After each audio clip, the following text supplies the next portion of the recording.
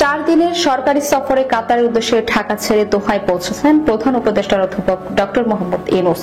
তিনি দোহায় অনুষ্ঠিতব্য আর্থনা সামিট 2025-এ অংশগ্রহণ করবেন। সোমবার সন্ধ্যা 7টায় বিমান বাংলাদেশ এয়ারলাইন্সের একটি ফ্লাইটে তিনি হযরত শাহজালাল আন্তর্জাতিক বিমানবন্দর থেকে কাতারের উদ্দেশ্যে রওনা হন। স্থানীয় সময় রাত 9টা 40 তিনি দোহার হামাদ আন্তর্জাতিক বিমানবন্দরে অবতরণ করেন।